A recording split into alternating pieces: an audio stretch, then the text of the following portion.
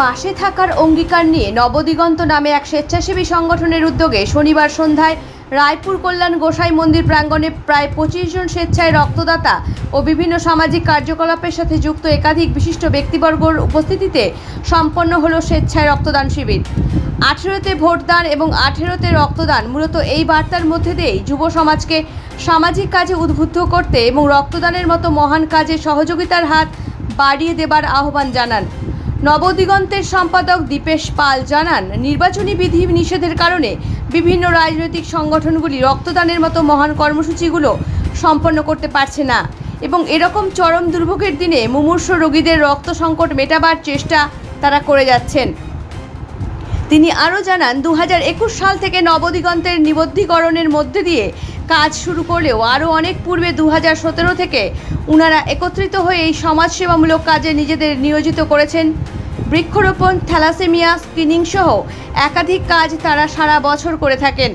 এদিনের এই বিশেষ কর্মযজ্ঞে উপস্থিত ছিলেন মালঞ্চ উচ্চ বিদ্যালয়ের প্রধান শিক্ষক অজয় রায়, কালিয়াগঞ্জ পার্বতী সুন্দরী উচ্চ বিদ্যালয়ের প্রাক্তন শিক্ষক উৎপল জোয়ারদার, ডক্টর মেঘনাথ সাহা কলেজের অধ্যাপক সুকুমার বারুই, সমাজকর্মী অচিন্ত কুণ্ডু, হিস্টোরিক্যাল সোসাইটি উত্তর দিনাজপুর থেকে গৌতম চক্রবর্তী, রায়গঞ্জ আন্তরিকের সদস্য সৈকত চক্রবর্তী, রায়পুর প্রাথমিক বিদ্যালয়ের প্রধান শিক্ষক বিশ্বজিৎ দাস, শিক্ষক প্রফুল্লচন্দ্র সেন, এছাড়াও আরও একাধিক বিশিষ্ট ব্যক্তিরা।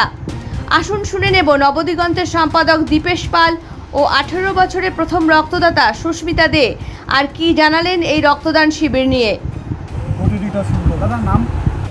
আমার নাম দীপেশ পাল, সম্পাদক নবদিগন্ত।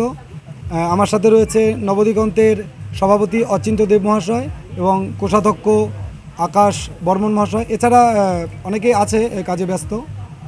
এটা একটা স্বেচ্ছায় রক্তদান শিবির আমরা করছি, আমরা বিভিন্ন সময় করে থাকি। তা সত্ত্বেও এখন যে নির্বাচনী বিধিনিষেধ রয়েছে তার জন্য বিভিন্ন যে রাজনৈতিক দলগুলো রয়েছে তারা এখন রক্তদান শিবির করতে পারছে না। এছাড়া গ্রীষ্মের দাবদাহের জন্য একটা সমস্যা তো থাকছেই। তো আমরা এই সময়ে যে ব্লাড সেন্টারে রক্ত সংকট হয় সেই সংকটকে দূর করার চেষ্টা করছি মাত্র, তার জন্য আমাদের আজকের এই স্বেচ্ছা রক্তদান শিবির।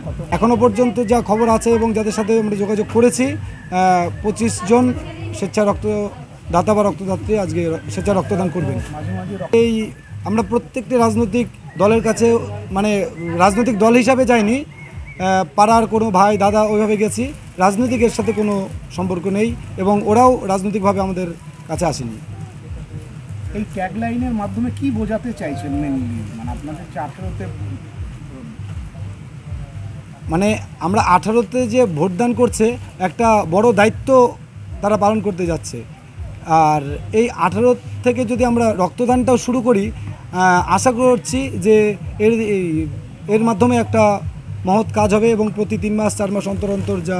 আপনাদের আজকে এই ক্যাম্পে এমন কোনো ক্যান্ডিডেট আছে যে এইবার প্রথম 18 বছর ভোট দেবে এমনকি রক্তদান করলো? হ্যাঁ, আমাদের যে প্রথম রক্তদাত্রী সুস্মিতা দেব, সে আজকে প্রথম রক্তদান করেছে 18 হওয়ার জন্য। প্রথম রায়পুর কল্যাণ গোসাই মন্দিরে। সারা বছর রক্তদানের পাশাপাশি আমাদের ওখানে একটি আছে 5ই জুন যে বিশ্ব পরিবেশ দিবস, শুধু ওই দিন না, ওই দিন আমাদের তো করিই বৃক্ষরোপণ। এছাড়া থ্যালাসেমিয়া স্ক্রিনিং, যে থ্যালাসেমিয়া টেস্ট হয় বিনামূল্যে বিভিন্ন স্কুলের সাথে কথা বলে বা বিভিন্ন সংস্থার সাথে কথা বলে আমরা যৌথভাবে সেই এর আগে যেমন মালঞ্চা স্কুলে আমরা করিয়েছি। এই সমস্ত বিভিন্ন কাজ রয়েছে। না, সামনে আবার দাইহাট হাই স্কুলের সঙ্গে কথা চলছে। আপনারা কতদিন থেকে এই সংগঠন চালাচ্ছেন?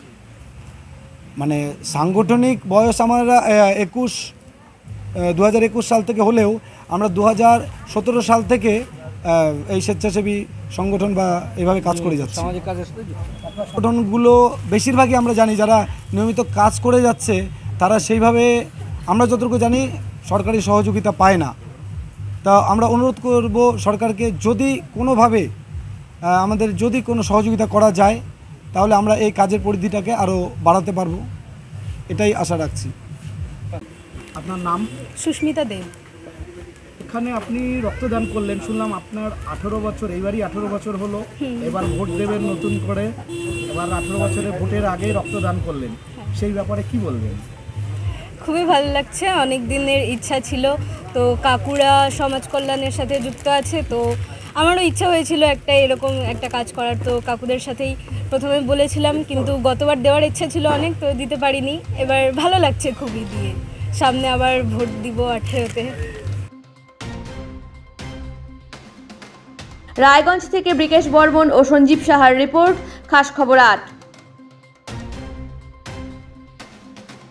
এখন আপনিও রিপোর্টার, আপনার এলাকার যে কোনো খবর পাঠান এই নম্বরগুলোতে।